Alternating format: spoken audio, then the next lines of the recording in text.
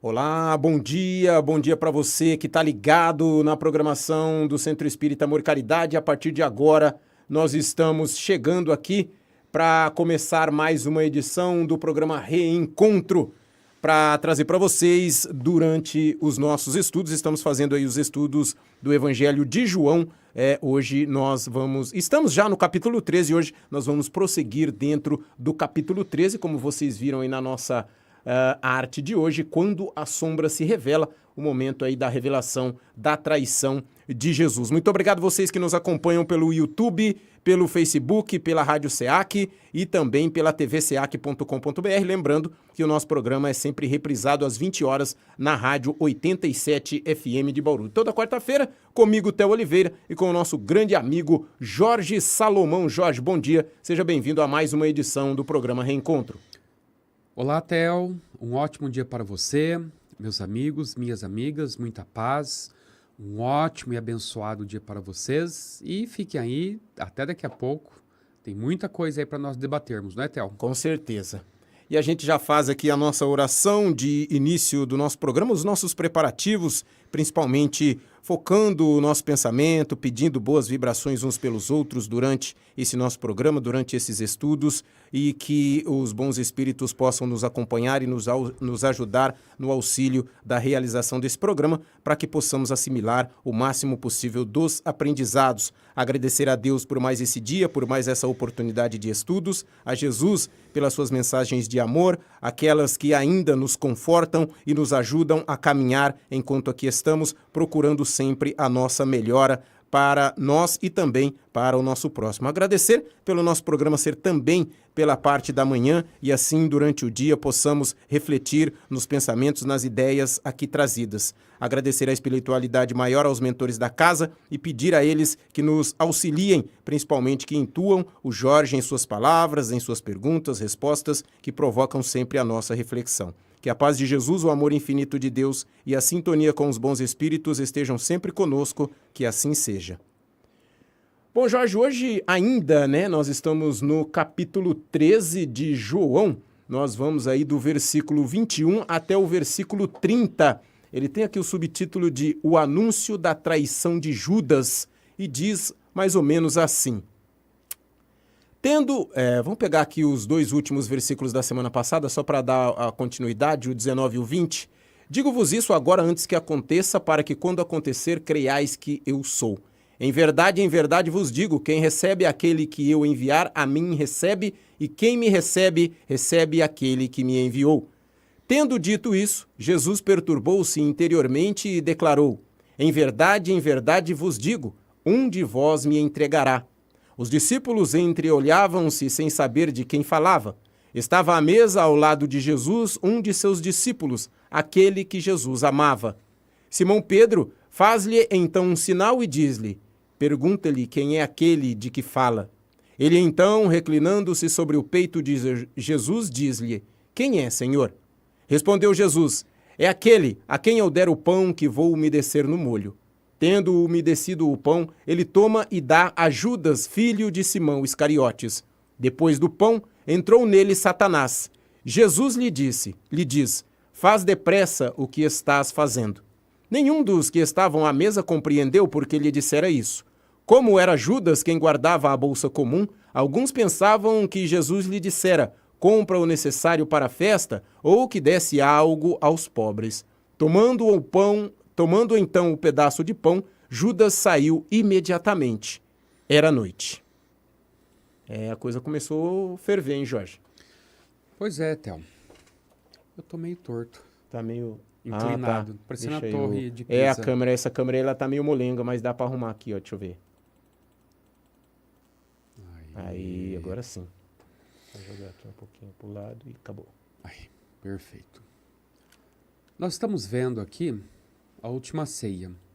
Justamente na última ceia, o traidor, ele é revelado, Judas. E essa passagem é algo que se repete cotidianamente. E sempre vai se repetir enquanto nós estivermos na condição de espíritos com um processo evolutivo muito deficitário. Por que eu falo isso?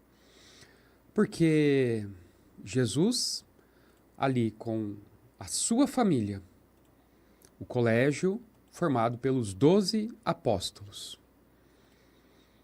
Mesmo dentro daquela família de Jesus, aqui na terra, composta por trabalhadores, homens que ele escolheu a dedo, homens que ele passou a amar, infelizmente, um destes homens escolhidos a dedo estava na situação de traidor. Traidor.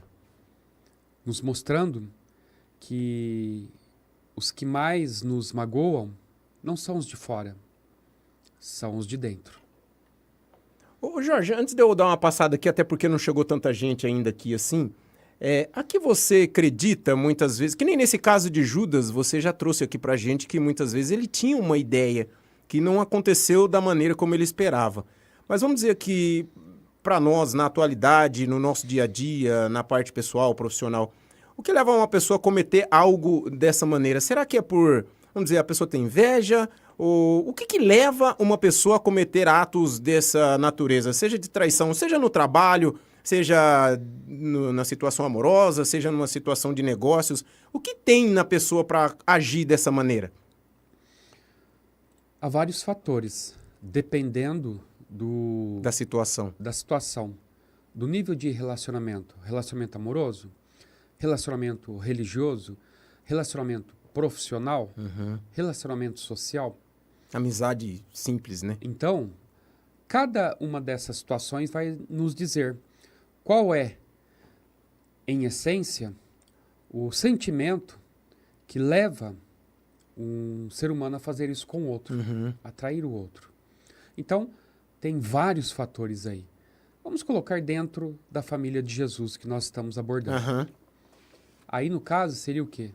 A ambição. Ambição. A cobiça. O desejo de poder. Por quê? Se nós formos naquela obra de Humberto de Campos ou Irmão X, intitulada A Boa Nova, tem um capítulo que trata especificamente de Judas. E ali, a narrativa feita por Irmão X em relação ao que se passava no coração de Judas era que ele tinha o desejo de utilizar dos poderes de Jesus a fim de que esses poderes pudessem libertar o povo israelita, os judeus, da escravidão, a qual estavam submetidos por Roma. E então tornarem-se, segundo as escrituras antigas, a nação dominante. Aquela que, supostamente, mas na visão deles, Deus havia escolhido como o povo. Que no caso para eles já era, né? O povo prometido por Deus. O povo escolhido por Deus. Escolhido por Deus. Então, essa era a visão de Judas, esse era o desejo. Esse foi o empenho dele ao longo desse período aí, junto ao Sinédrio, junto aos membros do farisaísmo, para simplesmente entregar Jesus. Mas ele pensava dentro da sua cabecinha, bom, Jesus é poderoso. Quando ele for preso, de duas uma, ou ele vai usar os poderes dele para se livrar dos fariseus, ou eu, em sendo nomeado por Jesus como sendo seu braço direito, não teve aquela discussão entre os apóstolos ali? Saber é Jesus quem vai me escolher, sou eu, é você, braço direito, braço esquerdo, enfim. Então, ele se achava. E Judas era o mais intelectualizado. Ele era da Judéia. O pessoal da Judéia tinha um nível de conhecimento bem superior ao pessoal da Galiléia. Entendi. Galiléia dos gentios. Por quê? Porque ali havia uma miscigenação. Tudo misturado, né? Tanto que os galileus eram mal vistos pelos judeus da Judéia. Por quê? Porque ali havia uma miscigenação. Como que é aquela fala? Tem uma fala, a gente já até estudou ela, né? O que pode vir de bom, acho que é da Galiléia, né? Sim. Me parece que foi Natanael. Né? Filipe, um dos apóstolos, convida Natanael para conhecer Jesus. Ele sabia que Jesus era da Galiléia e Natanael, salvo engano, esse é o nome dele, dessa pessoa, disse, o que pode vir de bom lá da Galiléia? Né? Porque havia um preconceito. Por causa dessa mistura que você está falando, dessa mistura e outras questões mais. Então, Judas era da Judéia. Então ele era mais Até intelectualizado. por conta disso ele cuidava da grana também? Pode ser que sim. Pode ser, né? Pode ser que sim. Pode ser que sim. Que no texto até cita que ele ficava, ele falava bolsa comum, né? É o tesoureiro hoje, Tesoureiro, né, que se diz, é. que cuidava das finanças. Isso.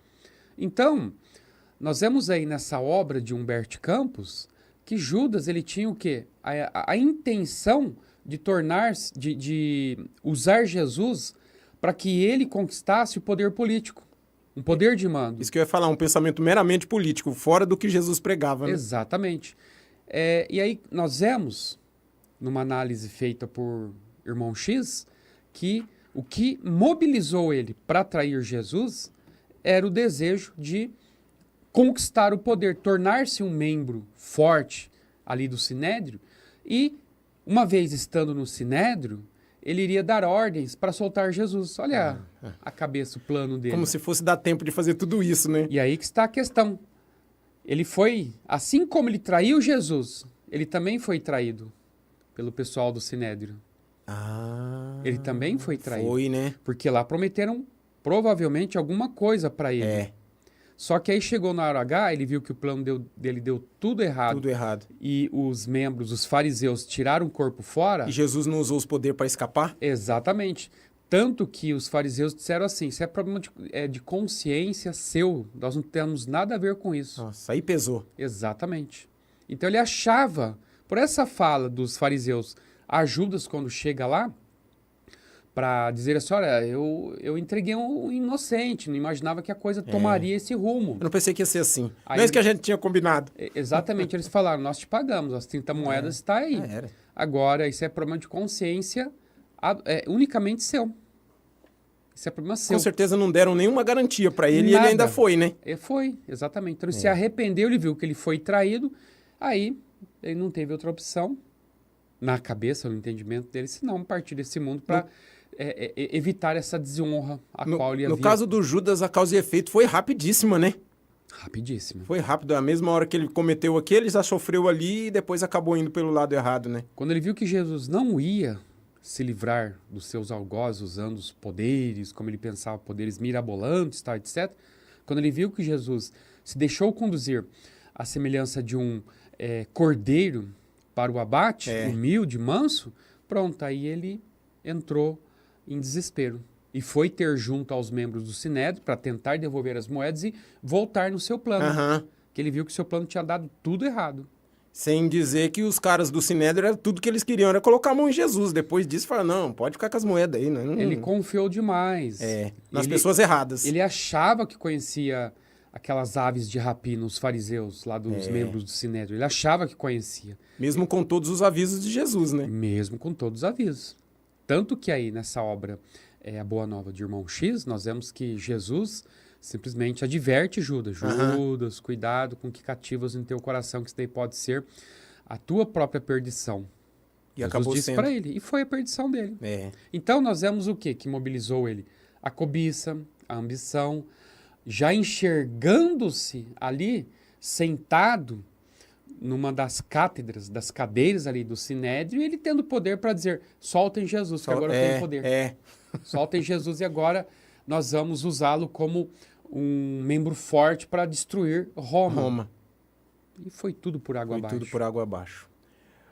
Agora sim, vamos dar uma passada aqui nas nossas redes sociais, começando sempre pelo YouTube. A Denise Carelli, bom dia, meus queridos, que Jesus abençoe o nosso dia. O Orlando Dias de Oliveira, nosso querido Carequinha. Bom dia, queridos amigos Theo e Jorge, a todos que estão assistindo.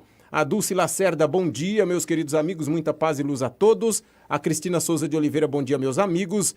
E o Paulo Toledo, rapaz, o Paulo Toledo, ele é ouvinte do programa Alegria Sertaneja lá na 87 FM, ele tá por aqui, tá como Mr. Toledo. Bom dia, meu querido. Se tiver alguma pergunta, você fica à vontade, viu, Paulo? Mandar um abraço também para sua esposa Deise Toledo e para o nosso querido... Eu esqueci o nome do pai dele, é o Paulo Toledo, a Deise Toledo, seu Benê. Seu Benê, né? É seu Benê. E aqui no Facebook, por enquanto, o nosso querido Rodinei Almeida. Bom dia a todos vocês, boa palestra. Rodinei de Uberlândia. Seja bem-vindo, viu, meu querido? Muito obrigado pela sua presença. O pessoal aí desejando um bom programa para nós, um bom dia e a gente aguardando as perguntas, né, Jorge? Com certeza, Theo. Serão muito bem-vindas. Deixa eu só registrar também aqui, antes que eu me esqueça, esqueci a semana passada, o abraço da Márcia, lá de Rio Grande, no Rio Grande do Sul. Ela sempre acompanha a gente através da Rádio SEAC e ela sempre manda mensagem falando que já está na sintonia, aguardando o nosso programa. E mandar também um abraço para minha esposa, que sempre ouve. Ela fala que esquece de mandar mensagem, mas ela está sempre ouvindo. E tenho certeza que ela vai chegar daqui a pouco, a Neide de Faria Oliveira. Ô Jorge, essa questão da traição de Judas e na situação de Jesus é um dos casos mais emblemáticos de traição que a gente muitas vezes deve usar como exemplo, naquela questão de tipo, esse caso, o Judas pensou uma coisa, ele cometeu essa traição e a coisa deu errada. Muitas vezes a traição sempre vem de uma parte da onde muito não se espera, né? Porque é difícil uma pessoa... Tá, tudo bem, se você não conhece a pessoa, não tem contato com ela, então não fica muito configurado uma traição. Então, geralmente, isso, quanto mais próximo, mais machucado fica, e é sempre algo ali do entorno, né? De quem foi traído, de quem vai cometer a traição, como aconteceu no caso de Jesus, estava ali do lado dele, né? Nós vemos que João, ele relata que Jesus angustiou-se, espiritualmente falando. Qual foi a razão? Já sentindo, né? Será? Qual foi a decepção. Qual foi a razão dessa angústia? Obviamente, ele estava a menos de um dia da sua crucificação, porque nós estamos na quinta-feira. Na quinta. No dia seguinte, na sexta-feira, seria o quê? A sua crucificação. Então, ele estava a horas. Seja por conta desse momento decisivo, angustiante, que ele iria ser mandado para a cruz, seja porque também ele já antevia que o colégio de apóstolos haveria de ia se se dissipar. Certeza que ele também tinha noção do que Judas cometeria depois, né? Seja também, que ele já havia anunciado, ali naquele momento da ceia, pela questão de um membro, um integrante ali do seu grupo, da sua família, já estava tramando as ocultas a sua entrega.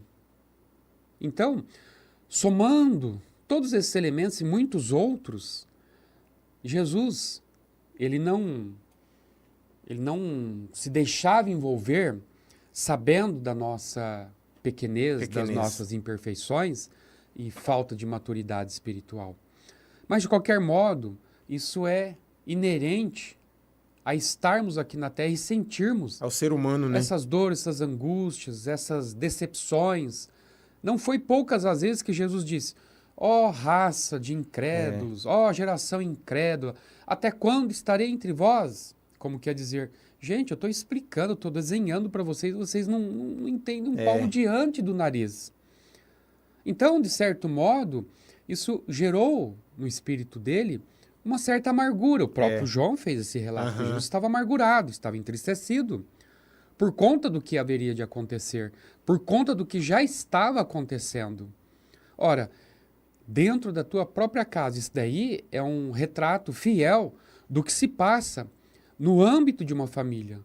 E os que mais nos magoam, muitas vezes não são os que estão fora. Fora, né?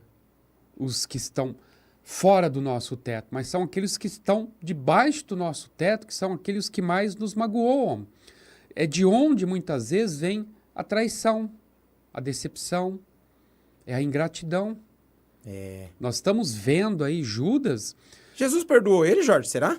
Com certeza, com certeza. Tem uma obra intitulada, acho que Coração e Amor. Vamos perguntar se Jesus perdoou é meio estranho, né? Mas, tipo assim, cabe a pergunta aqui, até porque a gente está aprendendo também, né? Jesus já perdoou ele? Eu ia falar sobre essa mensagem. Coração e Amor, alguma coisa assim, da Maria Dolores. Sei. Em que o espírito de Maria Dolores relata que Jesus, no terceiro dia, antes dele subir ao Pai, ele foi até o umbral para resgatar Judas. Ele foi lá. Para resgatar Judas, que estava enlouquecido, seja pelo ato que ele cometera de trair Jesus e pelo suicídio. E ele simplesmente não estava em bons lençóis. Com certeza. E Jesus amou tanto o mundo, tanto os seus apóstolos, que ele não foi ao Pai sem antes primeiro passar pelo umbral e retirar Judas de lá para socorrê-lo. Eu fiz essa pergunta do perdão de Jesus para com Judas, porque a traição de Judas acabou culminando na morte de Jesus, tudo aquele sofrimento que ele passou, claro. Depois voltou, deixou um pouco mais da mensagem dele e foi-se daqui no que diz respeito à parte material, mas continua com a gente na parte espiritual. Eu digo isso para a gente, nosso dia a dia, a gente que é simples, acontecendo uma coisa dessa, como a gente está falando aqui, geralmente é ali bem próximo. Como atuar diante de uma situação como essa? Claro, há algumas traições que são... vamos dizer assim, não existe pecado pequeno ou pecado grande. Pecado é pecado, erro é erro, né? Mas uma traição tem algumas que são muito mais graves, tem algumas outras que são médias, outras são pequenas. Como agir diante disso, sabendo que aquilo veio de uma pessoa muito próxima, uma pessoa querida? Como praticar o processo de começar a tentar perdoar? Porque muita gente morre, desencarna, vai, volta e ainda não perdoa, né, Jorge? Tá, está aí uma das virtudes mais difíceis de ser exercitada, praticada, o perdão. Perdão. O perdão. Jesus, ele já estava perdoando Judas quando Pedro faz um sinal para João, que é o discípulo amado. Porque não cita no texto, cita. né? Só fala que o que ele amava, que tava, deitou no peito dele e tal. É João que estava ali do lado de Jesus, aí Pedro pergunta quem que é o traidor. Ô, João é puxa-saco dele mesmo, né? Você Aí- viu que no texto ele fala assim, aquele que ele amava. Mas ele amava a todos, né? Eu sei. Aí, como ele estava próximo de Jesus, João só fez assim, ó. Só reclinou para Jesus, próximo ao peito de Nosso Senhor, Aquele e cochicho. perguntou, Senhor, quem que é? Quem que é? Curiosidade, né? Aí Jesus disse, é aquele a quem eu vou dar o pão. E aí Jesus pega um pedaço do pão, um bocado de pão, ele coloca esse pão ali no molho, Aham. que eles estavam na ceia. Lembra que tava na ceia. Eles estavam na ceia. No molho de carne ali, ele molha o pão e dá para Judas. Esse gesto tem muito... Por que não falou logo que era Judas? Tinha que fazer tudo isso. Esse gesto tem muito... Significado. Tem um significado muito grande. Por quê? Porque entre eles, os judeus, quem estava à mesa e de repente que é o dono da casa O ali, anfitrião. o anfitrião, se ele desse, por exemplo, um pão molhado para alguém, ele está dando boas-vindas, ele está dizendo que essa pessoa é benquista. Tá mostrando carinho, afeto. Então Jesus fez o mesmo para com Judas, mesmo sabendo que Judas seria o traidor. Ele poderia simplesmente dizer, é Judas, tem que dizer que é Judas. É. Mas antes dele dizer isso aí, daria a impressão de que ele não estaria Nem aí com a acolhendo coisa, isso. a imperfeição de Judas.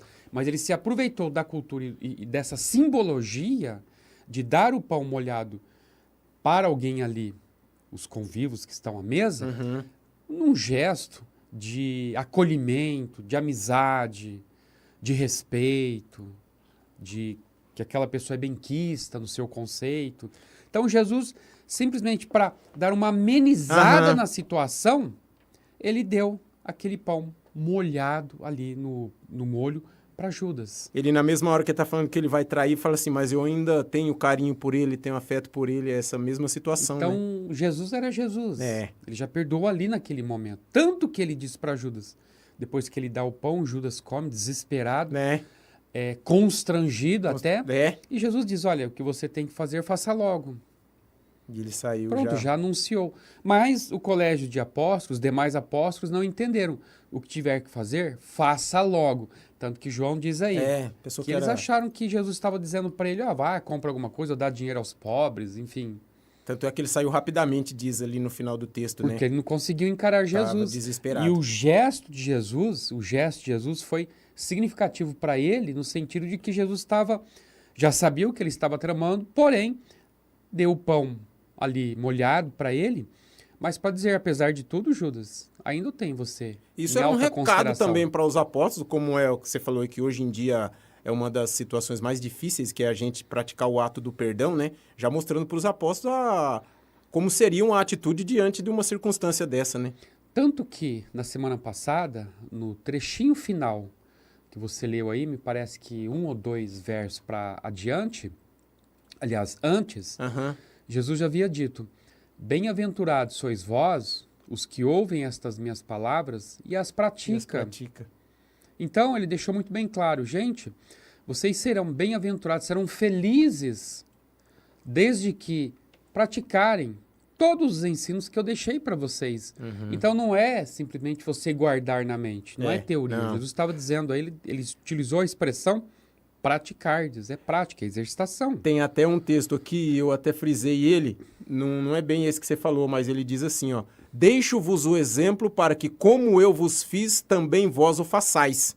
Dá para usar esse ato do pão aí também como essa questão, né, Jorge? Exatamente. Que ele fazia, ele falou, ó, não estou só pedindo para vocês fazerem, eu estou fazendo aqui, estou pedindo para que vocês reprisem quando for a oportunidade, né? E ele deixou muito bem claro, exemplo. Exemplo. Exemplo. Ele não falou, ó, vou deixar uma lição É. escrita para vocês. Tá marcado aqui, ó. Ele mostrando que a vida dele foi de exemplificação, não foi de teorização. É. Ele ensinava, mas ele exemplificava aquilo que ele ensinava. Ele mostrava como fazer, né? Exatamente. Então, do mesmo modo que ele agiu para com Judas, naquele momento ali na mesa, na ceia, perdoando ele do que ele iria fazer, do que ele já estava fazendo, aí nessa leitura que você fez, nós fazendo essa conexão, conectando uma fala a outra, nós vamos ver que Jesus estava dizendo para eles também, Né? perdoem Judas. É. Perdoem Judas. Porque, e mais uma vez, Jesus perdoou Judas e a todos nós, quando do alto da cruz ele diz, Pai, perdoa-lhes, porque eles não sabem o que fazem. É. Quem foi o pivô da crucificação de Jesus nesse contexto? Foi Judas. Foi. Porque quando Jesus estava indo para Jerusalém, ele já estava com a cabeça a prêmio.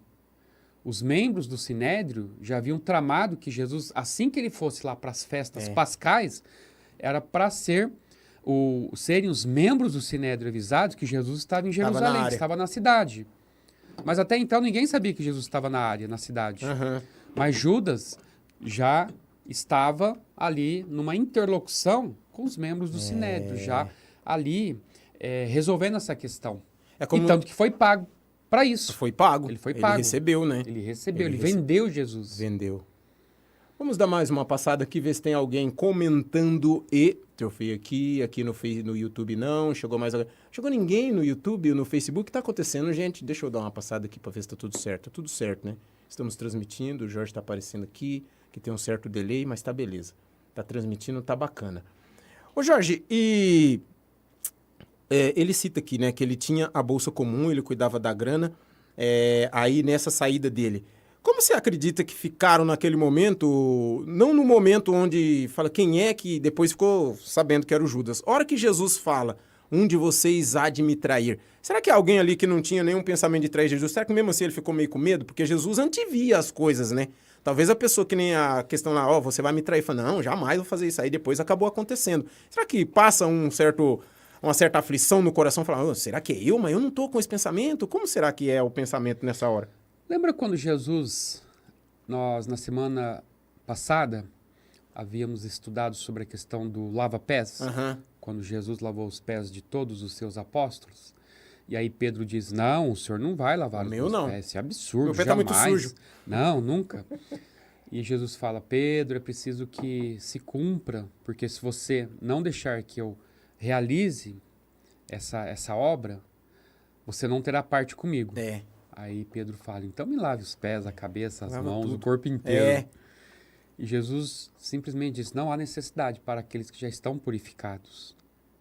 Significando o seguinte, que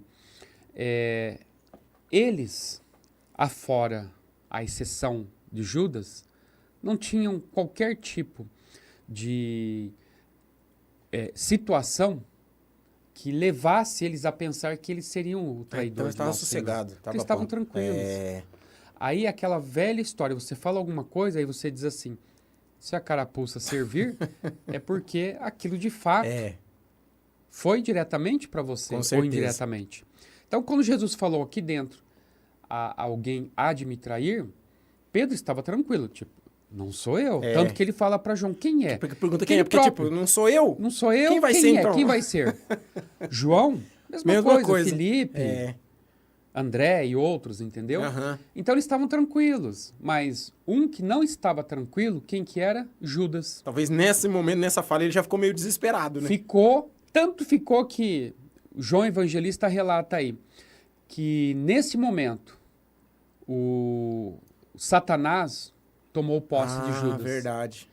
Mas não é o capeta, o diabo, porque nós estamos ali diante de Jesus. De Jesus. Um espírito de uma evolução Que absurda. poder algum espírito tem para chegar ali perto, né? Tanto que, no caso daquele jovem que vivia lá no cemitério, que ora se jogava no fogo, ora se jogava na água, que rilhava os dentes, que entrava em convulsão, enfim, estava ali de posse de uma legião de espíritos perturbadores, obsessores, quando Jesus se aproxima, mas não é uma proximidade de 2 metros, é uma distância longa. Ah, é longe? É longe, Você não que é era tipo próxima, eu e você aqui. não é ó. cara a cara, não. Eita. Uma distância de uns 20, 30 metros.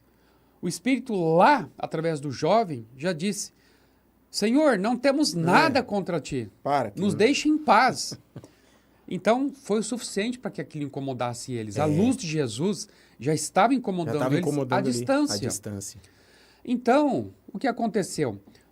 Nós poderíamos imaginar, como aí na narrativa, no relato feito por João Evangelista, que o demônio entrou na assembleia onde Jesus estava presente. Jesus, a luz que ali estava, eles não conseguiam sequer se aproximar de Jesus. Aconteceu isso ali dentro daquele recinto, da sé? Não, Abençoado ainda na hora da refeição, né? exatamente não. O coisa ruim, ou Satanás, não estava ali. Isso daí nos remete à seguinte interpretação, que Judas, naquele momento, quando Jesus deu o pão para ele, já o identificou, ele ficou obscurecido de vergonha, de constrangimento, Esse Satanás é um estado de espírito, de né? espírito, estado de espírito totalmente trevoso. De Ele baixa caiu em frequência. constrangimento, em tristeza, vergonha. Ele envergonhou-se de tal forma que aí, o que acontece? As trevas tomaram conta dele, do coração dele. Porque ele estava em trevas. Tava. Era o único que estava Tá desconectado. desconectado. Ali nós estávamos diante do quê? Da luz. Era uma peça com defeito no motor do carro, né? Exatamente. Era uma válvula. Lembra das válvulas quando queimava na isso, televisão? Nossa senhora. De 3, 4, 5 válvulas que tinha uma TV, não sei quantos, tinha uma TV antiga aí. Uma dava um problema, então ela era retirada. Tinha Então que ele tirar, se retirou. Ele não estava conectado ao circuito, ao sistema ali. Tanto é porque ele teve que se retirar porque não... Tipo assim, é como você entrar num lugar e você não se sentir bem. Falar, eu não tô legal aqui, acho que eu vou embora. Prefiro ficar em casa sozinho do que ficar aqui num lugar que eu me sinto bem. Começou meio que ele próprio se empurrar dali, porque não fazia junção à luz e às trevas que ele estava sentindo. E né? lembremos-nos que nós estamos ainda dentro do contexto do lava-pés. Terminou O lava-pés. o lava-pés, já foi para a já ceia. foi pra ceia. Jesus disse, isso aqui é um ato de purificação. Aham. Quem é que não foi purificado?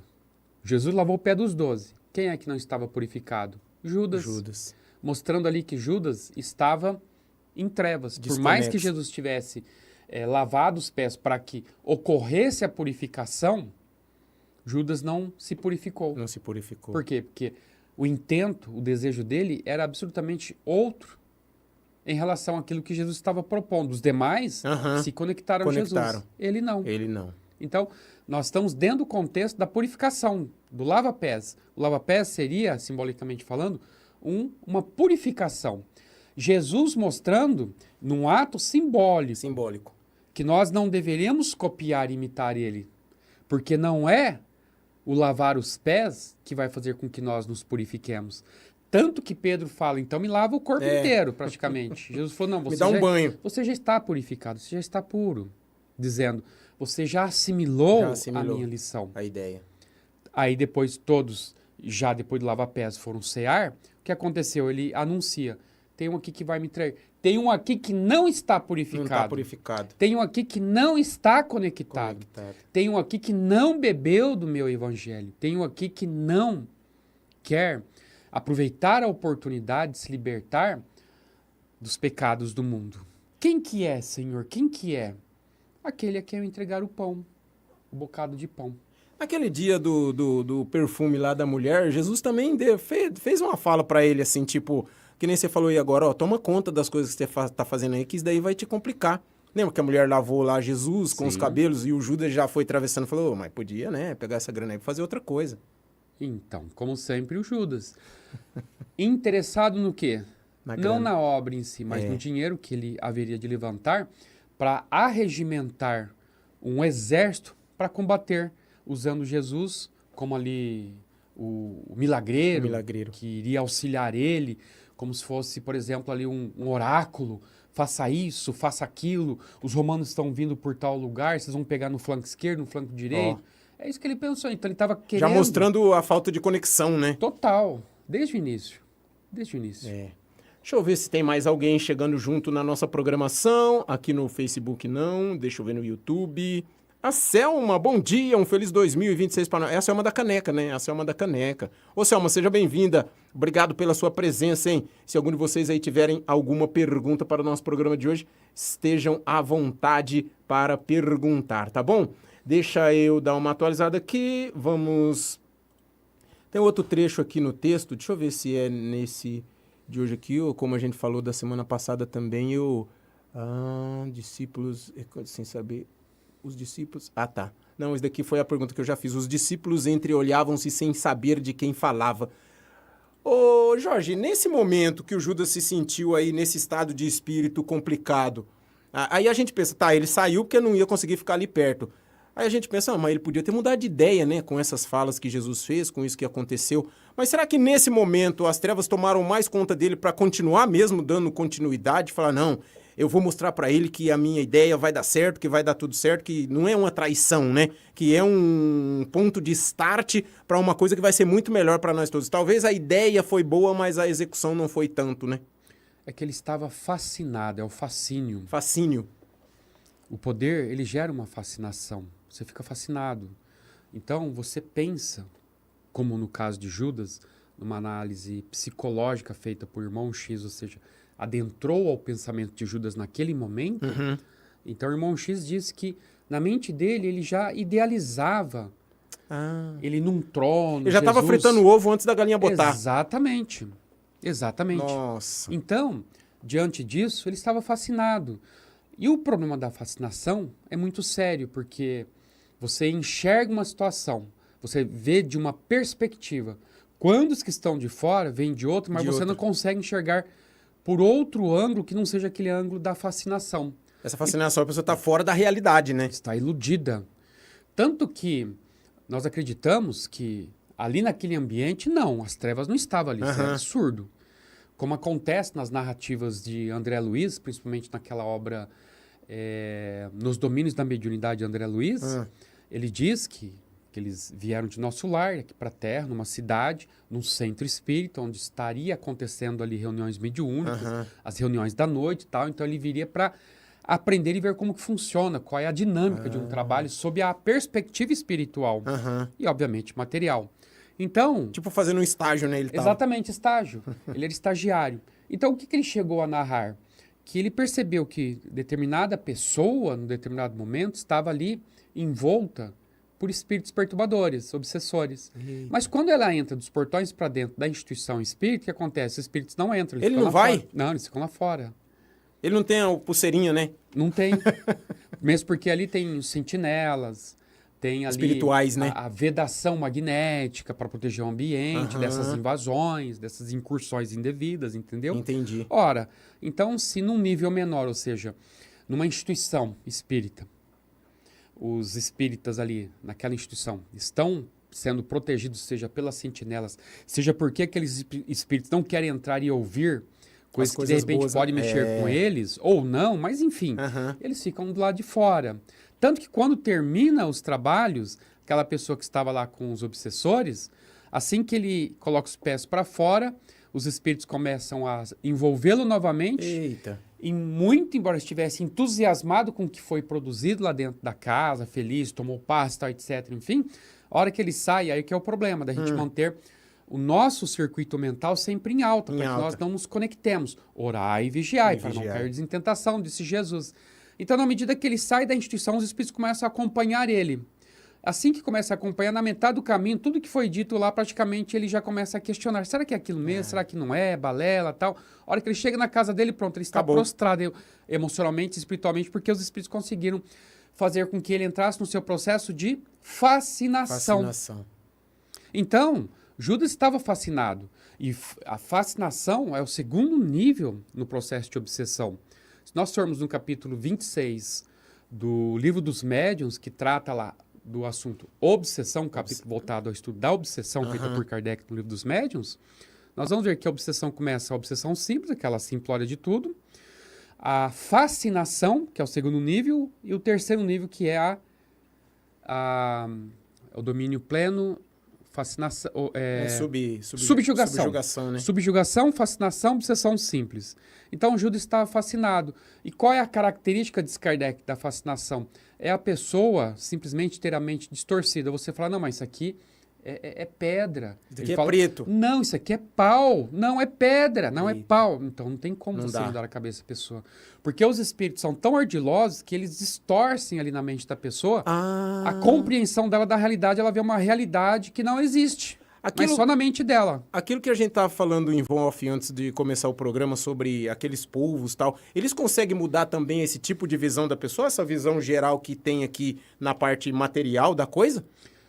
Vocês, ou você, não sei, por acaso assistiu aquela série fenomenal sobre aspecto espiritual, psicológico, psiquiátrico, intitulada Motel Bates? Motel Bates. Não assisti. Até que tem o Norman. É uma... É baseada num filme? Qual filme que é aquele? Psicose. Psicose de Alfred Hitchcock. Eu não assisti, não. É fenomenal. Tem uma questão espiritual também na série? Tem uma questão, tem muita questão espiritual. Eu vou ver, cara. Assista. Ela é longa, mas vale a pena. Porque ele enxerga, na mente dele, você vê o sofrimento desses doentes mentais, desses fascinados, desses subjugados. Na mente dele, ele enxerga a mãe dele, que ele está dialogando com a mãe. Mas ele não está dialogando com a mãe. Não é ela? É uma projeção da mente dele. Eita. É uma perturbação, feita uma obsessão. pelos obsessores. Feita pelos obsessores. Claro que o filme não retrata essa questão espiritual, mas nós, os espíritos, vamos ver ali um nítido processo obsessivo na sua modalidade fascinação e já na modalidade subjugação, conjugados os dois processos obsessivos ali. Então, o que nós imaginamos no caso de Judas? Quando ele sai dali, da presença de Jesus, aí ele entra em trevas. Aí os espíritos se acoplam a ele dizendo, vai dar tudo certo. Tá fora da luz de Jesus, né? Tá fora da luz. Tanto que quando ele é nomeado traidor, ele sai. E João faz o seguinte relato. E a partir daí, Satanás tomou contas de Judas. Ou seja, porque certamente o espírito estava lá fora. Lá fora esperando. Como na narrativa de André Luiz, eles ficam esperando lá fora. E depois eles retornam. Ô Jorge, então quer dizer, eu venho aqui no centro, tá? Tem aquela música que fica, trago um livro, leio, aí tem a oração inicial, vejo, vamos supor, a sua palestra, tem a oração final. Então quer dizer que não acaba na oração final aqui do centro. Tudo bem, tem o vigiar e orar. Então na hora que eu tô indo embora, é bom eu ir tentando rememorar alguma coisa, pelo menos para se eles estiverem me esperando ali, eles demorar mais para me fazer companhia para ir embora para casa, né? Sem dúvida alguma. Por exemplo, você está num banco escolar, numa faculdade, que seja, o professor está dando toda a matéria ali. Você está achando aquilo o máximo. Nossa, que matéria fácil, compreendi, etc e tal, blá, blá, blá. Você quer que aquilo se fixe na tua memória? Saia de casa. Vá para sua casa e rememore. Estude, que aquilo vai ficar gravado profundamente na tua memória. Mas quando você ouviu o professor em sala de aula, e aí você vai da faculdade para sua casa, e de repente, não vou pegar, não vou fazer uma revisão não, para que aquilo gravasse. Depois eu vejo. O que vai acontecer? Você vai esquecer tudo o que ele falou e vai voltar ao nada. A estaca zero. A estaca zero. Do mesmo modo, o que nós aprendemos aqui no púlpito, no centro, no salão, nós estamos ali embevecidos daquele halo, daquele fluido que o próprio ambiente, caracteristicamente falando, já propicia isso aos seus frequentadores, porque é um ambiente salutar aqui. A espiritualidade circula direto. Tá preparado, né? Está preparado para isso. É um centro, não é uma casa. É um centro. É um centro de atendimento espiritual. Quando nós saímos daqui e vamos para a nossa casa não é um centro, é a nossa casa. É o centro de nossa vida, de nossas preocupações, de nossas angústias, de nossos conflitos. O que não tem, ou não deveria ter no centro. E aí, as forças das trevas ficam mais mobilizadas quando nós estamos nesse momento de vulnerabilidade. Então, quando nós saímos aqui e aprendemos uma determinada lição, poxa, que legal, se formos para casa, vamos pegar de um livro, ver o que o palestrante falou, ou vamos tentar rememorar aquela fala, porque agora, graças a Deus com a tecnologia, Isso já pode ser reprisado, você pode reprisar isso daí, entendeu? Aham. E aí o que acontece? Você consegue criar uma blindagem e afastar os espíritos de você. Você se fortalece espiritualmente falando. Você se fortalece. Você toma um antídoto contra as obsessões, que é o estar, não digo 24 horas, porque nós não temos condições para isso. Complicado. Mas é o estarmos, na maioria do nosso tempo, conectados a essas forças do bem. Seja através de uma leitura, seja através de assistirmos a essas várias palestras, estudos, enfim. Ouvir a Rádio SEAC. Ouvir a Rádio SEAC também, entendeu? E por aí vai. É. E a gente entende também que, vamos dizer assim, tem essa questão, né, que onde foi revelado que o Judas seria aquela pessoa que entregaria Jesus, tem aquela outra questão lá do cabelo. A gente vê que, por mais que ele estivesse junto, parece que não estava, né? Ele estava ali, como é que você fala? A pessoa entrou no espiritismo, mas o espiritismo não entrou na pessoa. Judas entrou na companhia de Jesus, mas não estava conjuminando uma coisa com a outra, não estava batendo, né? Aquela peça do quebra-cabeça não era de encaixar ali, ele estava querendo colocar de qualquer jeito, né? Ali nós vemos uma representação nítida da família, que existem problemas, como nós vimos, existem conflitos. Vai ter essa dispersão, né? Existe a dispersão e também existe aqueles os que não estão conectados ali com aquela família. Tipo, não tá nem aí. Também. Então, o que acontece? Você vê ali Jesus na condição de um pai. Ele estava na condição de um pai, mestre, digamos assim. E tendo ensinado e tratado todos com igualdade. Igualdade. Ele não puxou sardinha para esse em detrimento daquele. Ele foi igual para todos. Amou não é porque o Judas todos. cuidava da grana que ele ia gostar mais dele, né? Exatamente. Não tinha importância mais. E o que aconteceu? Judas fracassou na sua missão. Aí nós podemos atribuir esse fracasso a Jesus, que não ensinou adequadamente a Judas, que pegou Judas em cá, Judas, você precisa entender, não é assim, não é assim. Não. Jesus ensinou igualitariamente a sua mensagem para todos, os que estavam ali na condição de alunos ou apóstolos. Mas um deles se desviou. Por quê? Porque não estava conectado. Isso acontece a nível familiar. Quando, de repente, os pais se esforçam, fazem de tudo e, no entanto, tem um filho ou os filhos acabam não se conectando à fala, à educação dada por aqueles pais. E aí o que acontece? Eles descambam na vida. A pergunta é, os pais devem se sentir culpados por aquele filho ter se perdido, ter se descambado? Se eles fizeram tudo o que estava à disposição deles, mesmo assim o filho se perdeu? Não. Não. Você não tem culpa alguma. Você deu a lição, você deu o caminho, você deu a vara de pesca. Além de ter dado o peixe, depois você deu a vara para que aquele filho aprendesse a pescar por si mesmo, mesmo tentando pescar por si mesmo, ele quebrou a vara, não quis, preferiu, que lá pescou, vou lá roubar o peixe dele. É culpa do pai, dos pais? Não. Não é, né? Foram as escolhas. Como foi a escolha feita por Judas? Ele preferiu se atrelar a essa situação aos membros do Sinédrio, achando que iria fazer parte do poder, porque ele queria poder, ele estava ambicionando o poder. E levou até o fim, né? E foi até o fim. Só que ele acabou dando com os burros na água. Na água. E aí ele simplesmente fracassou. Aí pergunta-se, esse fracasso tem que ser atribuído à conta de nosso Senhor Jesus? Ou dos outros apóstolos também, que tinham contato com ele, trocava ideia, né? Foi escolha, eles resolveram escolher Jesus. Os outros 11 escolheram Jesus e se esforçaram dentro das suas dificuldades, das suas mazelas, das suas imperfeições. Mas Judas foi até o fim no seu projeto de se desvencilhar daqueles ensinos, daquela educação espiritual dada por nosso Senhor. Então Jesus não tem absolutamente nada culpa nenhuma que ser culpado pelo fracasso de um apóstolo seu. Assim como o Espiritismo não é culpado quando algum apóstolo do Espiritismo, algum membro do Espiritismo, se descama, se desvencilha. É a pessoa que fez as más escolhas, a culpa é dela. A responsabilidade é sempre individual. E tem gente que culpa a religião pela conduta de uma pessoa que a segue. Não tem nada a ver uma coisa com a outra. É mais fácil. É cômodo, né? É muito cômodo, como foi cômodo para Adão lá no paraíso, culpar Eva. E Eva culpar a serpente. Só faltava a serpente culpar a maçã, né? Só que aconteceu, não teve justificativo, porque os três foram condenados por Deus. Independentemente de você jogar a culpa em Eva, Eva jogar a culpa na serpente, vocês três vão responder. Porque vocês erraram. Vocês erraram. Vocês sabiam, vocês tinham noção, tinha informação. Foi avisado, né?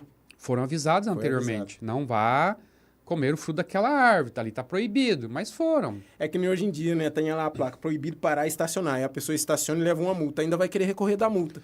Tem pessoas que estão multadas porque estão erradas e depois vai para cima do fiscal, do trânsito. Sabendo que a pessoa tá errada. Vai brigar com o fiscal, sabendo tem gente que tá errado. Agride, né? Agride. Então é isso que eu tô falando. Agride, vão com violência. Você me multou, não sei o que, quer ter razão naquilo que não tem. Tentando defender o indefensável. Indefensável. É complicado. Deixa eu dar mais uma olhada aqui. Apareceu uma mensagem aqui no YouTube, vocês desconsideram. Tem gente que cria umas contas e vem pedir dinheiro, fazer uns negócios, falando uns negócios. Isso daí é tudo mentira, viu? Isso daí é tudo golpe. E o pessoal vem no lugar que a gente está aqui assistindo uma transmissão de boa fé para tentar fazer esse tipo de coisa aí. Né? Eu até pensei, falei, vai aparecer bastante pergunta. Aí eu fui ver, não tinha nada a ver. Aí a gente já denuncia aqui para ver se dá tudo certo. Ô, Jorge, a gente está chegando aí no final do nosso programa. A pergunta que eu tenho é aquela. Tem algumas situações que todo ano tem aquele negócio de malhar o Judas, né? Então o Judas é crucificado também, como Jesus foi até hoje, muitas vezes falado, não sei o quê. Eu não sei, muitas vezes, quando a pessoa malha o Judas, qual é o pensamento dela. Isso, de alguma maneira, é desagradável para o espírito que está lá, de alguma maneira... suponhamos que não fosse o Judas, fosse uma outra pessoa... Vamos supor, vai dar um exemplo, um político morre e ele não era tão legal. Aí depois a pessoa começar a maiar o político também, criar um boneco dele lá e ficar batendo. Isso daí é prejudicial à parte espiritual daquela pessoa onde eles estão colocando todo aquele tipo de sentimento? Porque Jesus perdoou ele, mas parece que o povo que veio muitos anos depois não perdoou o cara. E nem estava lá na hora. Rodolfo Valentino, o artista lá da década de 20, do começo do século passado, foi um grande artista de filme da época. Quase da sua época, século passado. Somos seculares. Ele desencarnou com 30 anos de idade por conta de uma peritonite. Nossa, 30 anos? 30 anos. Ele desencarnou por conta de uma peritonite. Que seria, eu ia basicamente, aí... Uma gripe? Não, um rompimento de alça intestinal, a exemplo de uma apendicite, entendeu? Então, ocorre ali uma ruptura de alguma parede intestinal, de alguma alça intestinal. Aí a infecção... E aí provoca o vazamento, né, daquele conteúdo ali intestinal e gera uma infecção generalizada, né? Que é o que aconteceu com a minha filha. Com a sua filha. Foi a causa mortes dela. O nosso né? corpo é coisado, ele segura tudo aquilo, né? Se aquilo for para um lugar que não tem aquela proteção, já era, né? É seríssimo. Inclusive, por falar na minha filha, essa madrugada a espiritualidade me concedeu a terceira graça. A terceira alegria. Com ela? Eu sonhei com ela, estive em contato com ela, dessa vez foi muito mais nítido. Olha. Porque a primeira vez que eu tive contato com ela foi na semana seguinte ao desencarne dela. A espiritualidade me levou até o hospital, vi que ela estava num ambiente hospitalar, estava num leito ali 45 graus, que eu gravei bem isso, estava dormindo, estava assim com a coberta próxima ali às suas pernas, aí eu ansioso para trazer a coberta um pouquinho mais para cá. Para ajudar, né? E aí cobrir alguém mais. Que eu não vi disse assim, você pode cobrir ela, pode cobrir. Aí eu puxei a coberta até aqui, cobri ela e acabou o sonho. Foi muito legal. Esse foi o de ontem? Numa segunda, tá. Foi a semana retrasada, que eu senti a presença dela no meu quarto. De madrugada, eu senti um abraço muito forte dela, e era ela. Eu fiquei tão emocionado que eu tentei falar, nossa, minha filha, que saudade, eu te amo. Não consegui. Travou, e ela travou também, aí começamos a chorar e ela foi embora. Foi retirada, porque a emoção é muito forte. Dessa vez, foi muito nítido, em que eu saí do corpo, nisso que eu saí do corpo, aí de repente eu vi só um vulto, me deu um pouco de medo, eu estava fora do corpo, eu vi um vulto, não conseguia divisar, ou seja, definir... Eu vou com medo por quê? Se é alguma cobrança, cobrador? Vai saber, né? Eu vi um vulto, nisso que eu vi o vulto eu fiquei um pouco assustado, fiquei deu uma retraída. Arredio ali, de repente esse vulto ele começa a tomar contornos e aí esse vulto olha para mim, quem é? É a minha filha. Eu vi o rosto dela. Só que não aquele rosto que eu estava acostumado aqui na Terra. Já um rosto mais gordinho, mais saudável. E assim que nós nos vimos, ela me viu, nós fomos nos abraçar. Aí abracei muito ela, choramos, tá, etc. E a única coisa que eu observei foi assim, eu vi que ela estava com um chapéuzinho, não entendi o que é aquele chapéu, mas a espiritualidade, obviamente, né? E a roupa dela ainda não era uma roupa, a semelhança de uma túnica. Olha a cabeça do moleque aqui. Já. Eu falei assim, apertando ela, falei, nossa, que gostoso, que bom, que alegria, que felicidade, que saudade de você, minha filha. Ela falou assim, eu estou muito arrependida, pai. Mas muito arrependida. Eu falei, mas tá tudo bem, eu estou preocupado com a sua roupa. Ela falou assim, ainda eu estou numa clínica de tratamento. Eles falaram que a roupa vem depois. Porque eu vi uma roupa não em forma de túnica, não uma roupa assim, clara, alva. Eu vi uma roupa mais terra a terra. Olha Você não viu uma roupa igual a do filme Nosso Lar, né? No Nosso Lar eles usam uma... a túnica, exatamente. A dela era mais terra a terra. Ela falou, ainda estou numa clínica, eles falaram que a roupa vem depois, pai. Aí depois eu acordei e falei, nossa, feliz da vida, agradecer a Deus, a espiritualidade por ter propiciado essa oportunidade do reencontro com ela mais uma vez. E aí eu me lembrei, falei, nossa, a roupa, lembrei que eu já terminei aquela obra do Ernesto Bozano, A Crise da Morte. A Crise da Morte. Que ele diz que há espíritos que, diante do preparo espiritual, eles partem daqui e vão, por exemplo, para nosso lar direto. E lá já é uma outra situação, já é o plano espiritual propriamente dito. Entendi. Outros Mas lá também tem uma triagem, né? Tem. Outros ficam numa zona intermediária entre a Terra e esses mundos tipo uma sala de espera. Uma antessala. Uma antessala.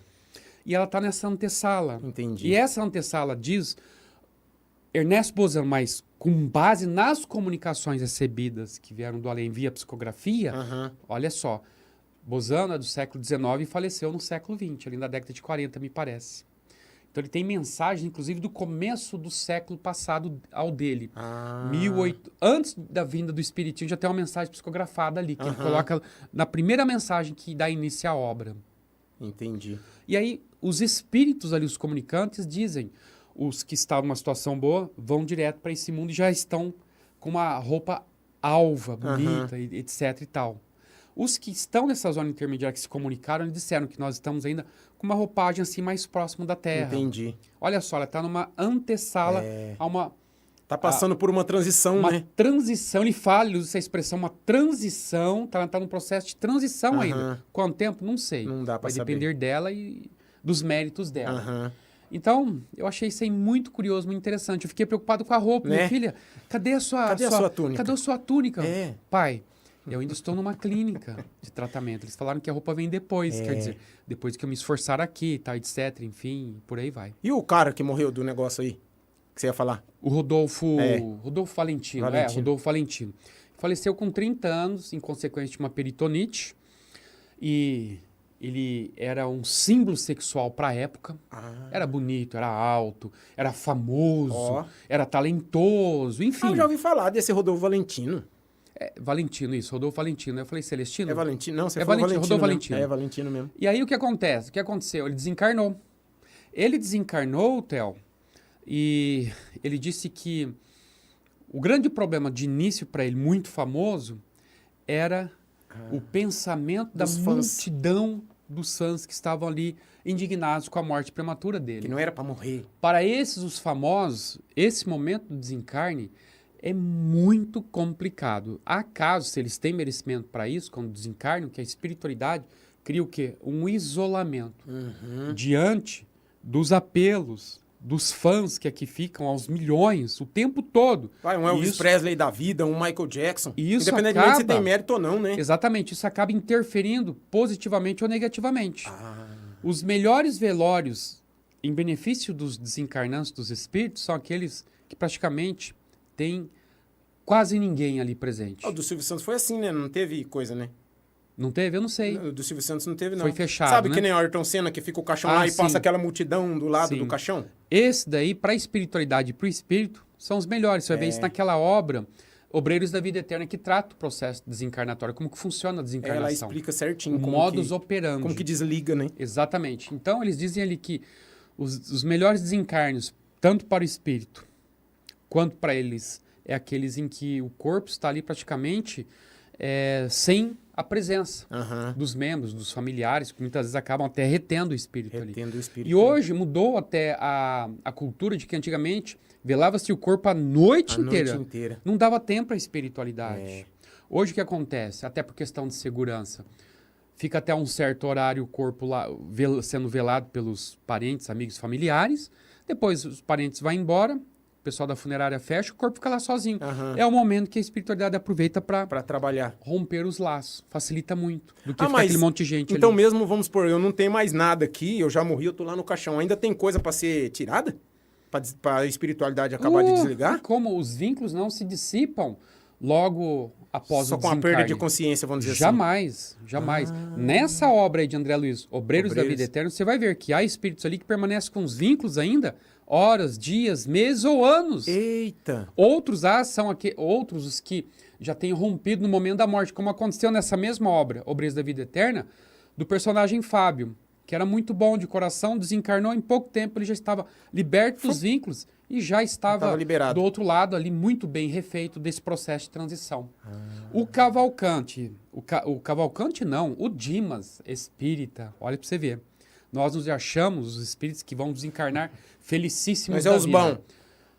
O Dimas, espírita, frequentador assíduo de grupos, reuniões, palestrantes, tal, etc., ele passou maus bocados do outro lado, enquanto espírito. Estava dando trabalho, porque os laços dele ainda estavam retendo ele a vida física. Não foram rompidos por completo ainda. Ele iria levar um tempo para romper os demais laços. E esses rompimentos... Ao passo que o Fábio não era espírita, mas era só um trabalhador do bem. Não tinha um nome religioso ali, mas em 2 tempos ele conseguiu. E esse rompimento depende... do próprio espírito, né? Que desencarnou, né? É do preparo que nós fazemos ao longo da nossa vida aqui. Entendi. Se quisermos ter um desencarne bom, Ernesto Bozano fala nessa obra aí, Crise da Morte, nós temos que os espíritos vieram nas comunicações, eles falam, você quer ter um trespasse bom, sem solavancos, trancos e solavancos, procure fazer o bem, o máximo que você puder. Porque todo bem que você fizer vai ser levado em consideração a ponto de você ter o seu trespasse a semelhança de um sono. Você dorme 2 tempos, já está despertando, você já toma consciência ali, já vem os que o precederam na grande viagem, você vai perceber um pai, uma mãe, um irmão, quem quer que seja que já te precedeu no desencarne, você vai sacar que se trata de que você não está mais na Terra, em 2 tempos, você já se recupera, sente ali a saudade, mas depois você tem uma vida plena, melhor. Entendi. E teve espírito nessa obra. É um livro que tem treino para a morte, você já falou dele aqui, né? Tem o treino, é uma mensagem de Humberto Campos, intitulada Treino para a Morte. Esse é o treino que nós temos que fazer para ter esse tipo de desencarne tranquilo. Tranquilo, né? Treino para a Morte de Humberto Campos. Para ficar de boa. E tem uma outra obra também que é Educação para a Morte, que é do... Nossa, me fugiu o nome do autor. Depois eu me lembro. É o conhecido como Kardec brasileiro. Eu esqueci o nome dele. Kardec brasileiro. Se digitar Kardec brasileiro... Digita aí, por favor, Theo. Kardec brasileiro. Educação para a Morte.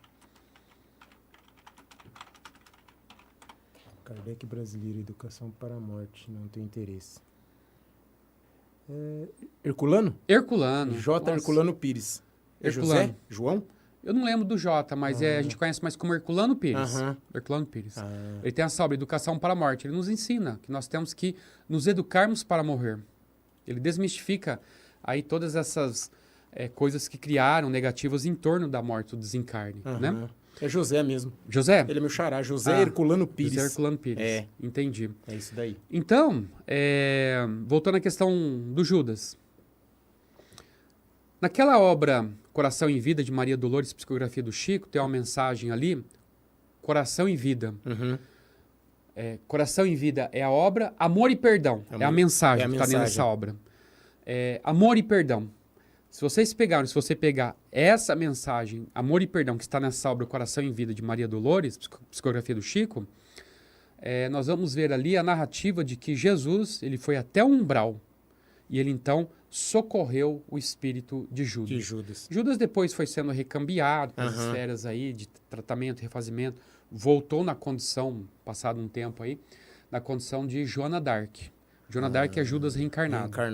Mas antes enquanto na condição de Judas, e criou-se essa tradição de malhar o Judas, No sábado de aleluia, né? ele conseguiu elevar-se à condição de espírito superior com a reencarnação de Joana d'Arc.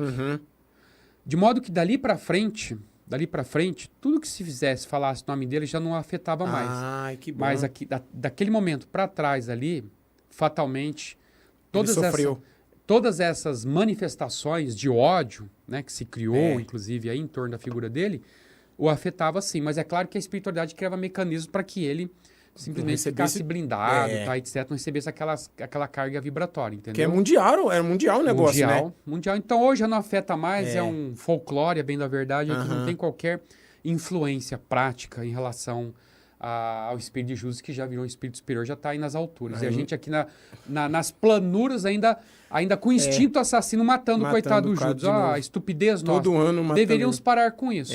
Porque isso aí é um gesto de agressividade e violência. Isso instiga violência. Bom, vamos dar aqui a última passada no nosso YouTube. O Carelli chegou agora no programa. Bom dia, nobres amigos. Chegando agora para cumprimentá-los. Obrigado, querido. Assistirei mais tarde. Hoje não consegui chegar a tempo. A Cristina Souza de Oliveira, ela está falando assim que ela gostaria de ser cremada. 72 horas é o suficiente? Ela pergunta, Jorge. Sim, com base, inclusive, naquela obra de Emmanuel. Perguntaram para ele sobre isso, naquela obra intitulada O Consolador, Pergunta e Resposta. Perguntaram a Emmanuel. São diversas perguntas.